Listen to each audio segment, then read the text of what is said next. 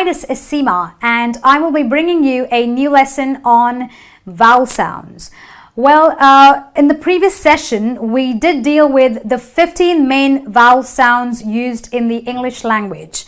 Well, for those of you who've missed that lesson, you can always go down to the link in the description at the end of this video and check out the main 15 vowel sounds used in the English language. Out of which today we're going to deal with two main vowel sounds, and every lesson I'm going to take two vowel sounds and compare it so that you can gain fluency with your speech and gain correct pronunciation. Well, the first two vowel sounds in the English language, what are they? It is the long E sound. So it goes E. Okay, this symbol is used in very commonly in dictionaries at the end of a word. So when you see this symbol, you got to bear in mind that what it tells you to do is pronounce the word with a long E sound. So you go E. Now the reason I've put in this slight smile is because when I do an E, watch me, when I do an E, I've got a slight smile on my face and my lips are slightly tense because I'm kind of trying to catch that kind of a smile. So I go E. Okay, so it is the long E sound, and this sound or this symbol indicates that my lips do an E.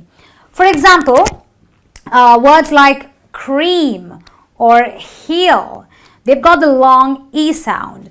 Now I'm going to bring you some commonly spelled words with the E sound, okay? So these are the commonly spelled words with the E sound. For like the main words ending with the double E, or if there is a double E in a word at any place in that particular word. For example, feel. Okay, the double E is in the middle of the word, but the pronunciation, the sound is a long E. So it is a feel. So we stretch the double E. Okay, you have a sheet, which is again a long E sound. You have a tweet, which again is a long E sound. Then you have words with the EA. For example, cream. Please note that all the time I pronounce all these words, I always have the E sound, the long E sound, which makes my lip go E. Okay, so that's a cream.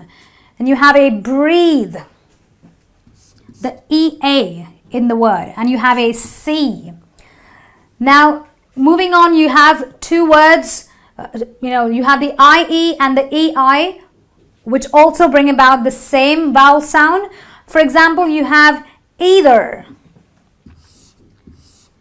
So the EI brings the sound either. You have another EI in this word, which is perceive. Perceive, which means to see.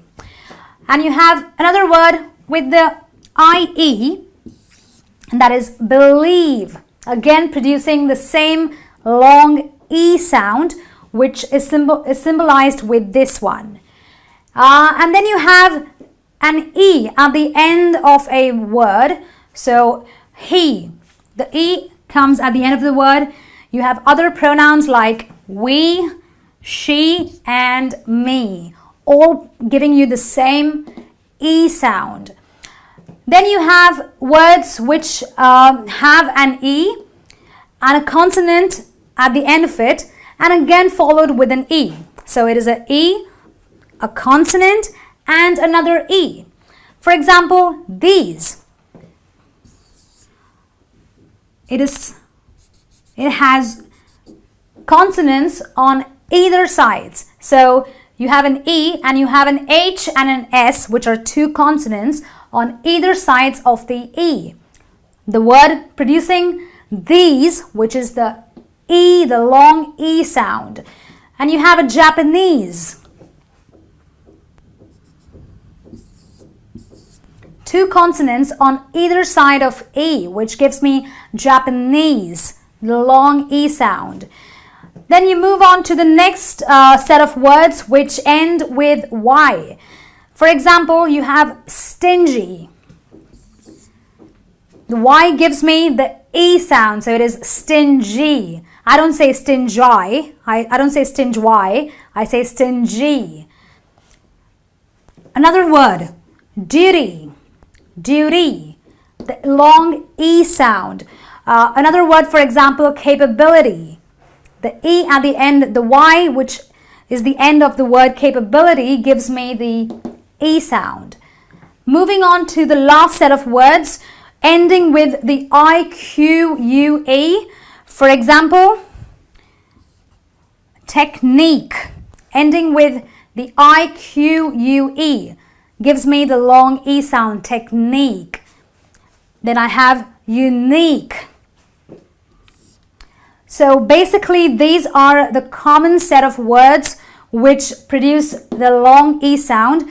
There are exceptions, but just to give you an idea, these are the main words you will commonly face with this sound. So this should not give you a lot of confusion when pronouncing this particular sound.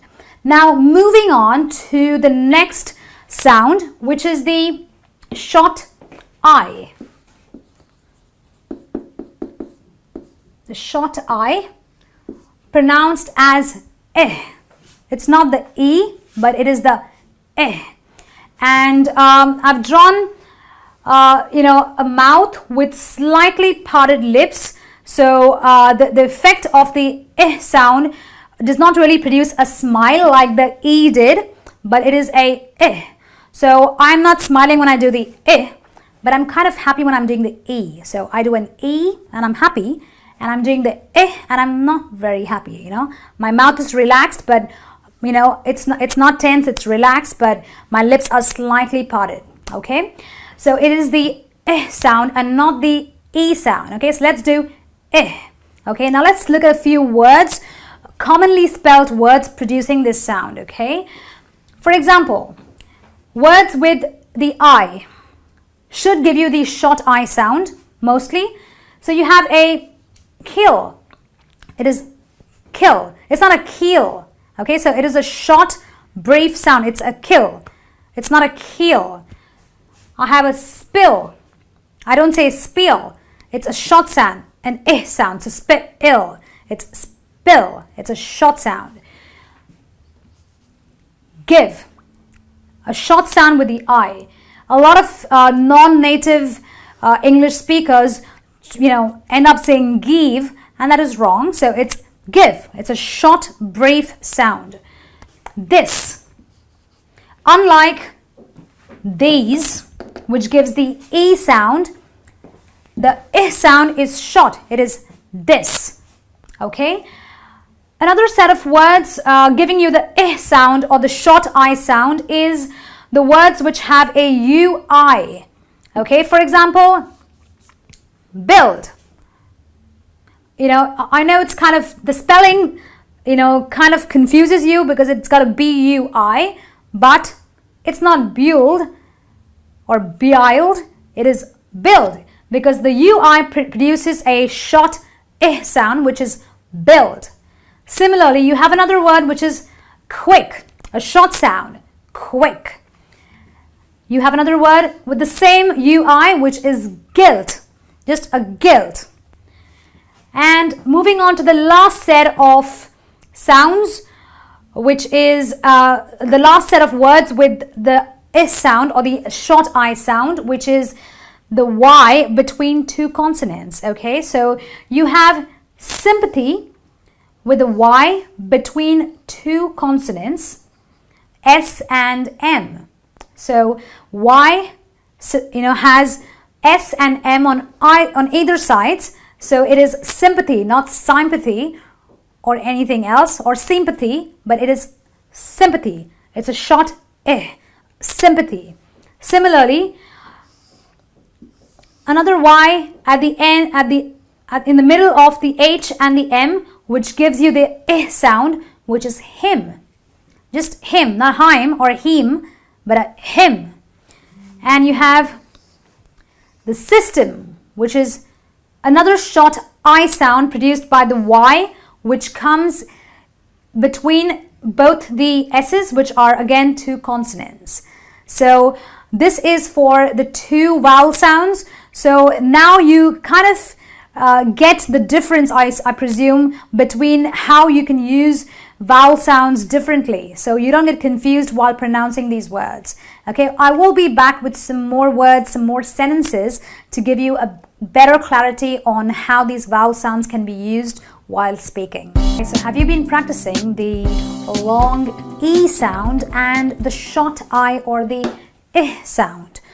Alright, so now what we're going to do is we're going to look at some sentences which have both these sounds in them, and we will identify which words have what sounds, okay? As I mentioned before, the long E sound makes me go E, I look happy, and the sound does not really give me the E effect, so watch out for the lip movement, okay? So we have an E and a okay? First sentence, she, I said she wanted to make him feel guilty. Okay, I think you need to again watch out for the A sound and the sound. She, we've already discussed that words ending with the E give you the long E sound. So she is the long E sound, which is the first vowel sound we discussed. Wanted to make him. I don't say him, do I? But I do use the short I, so I say him. And my I gives me the short I sound in this sentence. Consequently, the word feel, it has already been established that words with the double E also produce the long E sound. And then the word guilty, the Y at the end of the word also gives me the long E sound. So it is guilty and not a guilty or a guilt Y, but a guilty, because this again gives me the long E sound. Okay, so let's read the sentence with bearing in mind both the E and the vowel sounds. So the sentence goes, she wanted to make him feel guilty. Can we do that again? She wanted to make him feel guilty. Watch the lip movement. She wanted to make him feel guilty. Moving on to the next sentence. Let's identify these vowel sounds here as well. She. Well, the same principle of the double E, which gives me the long E sound in this word because it ends with one single E. Is. Did I say is? No, I said is. Does it give me the sound? Is. Definitely gives me the sound, and that is produced by the I in this word, which gives me the short I sound. Going for a picnic. Picnic. There are two sounds in the same word which give me the sound, which is the I, which gives me the short I sound. This gives me the short sound, produced by the I again. Again, another word, winter. I don't say winter, but I say winter, which gives me the short I sound produced by the I in the word winter. The next sentence. The stingy man is dipping his bread in the milk. Well, lots of words here. What do you think? What words out here have the E sound and what words out here have the short I sound? Let's take a quick look. The stingy.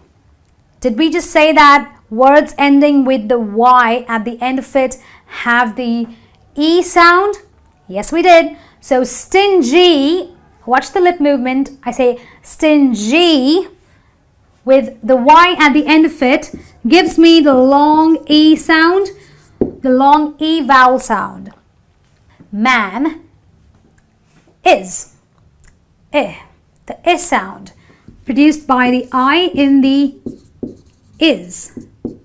So the short I sound is produced by the word I, by the letter I in the word is. Dipping. Again, a short I sound because it goes ping. It's not D-ping. It's not D-ping. It is dipping. The stingy man is dipping. That is your short I sound produced by both the I's in the word dipping. His. Again, your short I sound. His bread in. The I sound.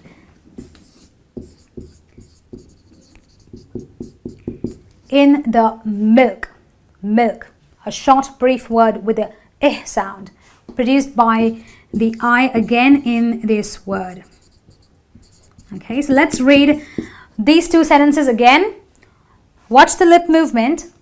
She is going for a picnic this, I didn't say these, I said this winter. I didn't say winter, I said winter. Moving on to the next sentence. The stingy man is dipping his bread in the milk. Okay, so I think that's it for this lesson for today. Well, do drop in your feedback and your comments based on what you thought about it. I would love to hear from you, and I will be discussing some more vowel sounds in our next lessons together.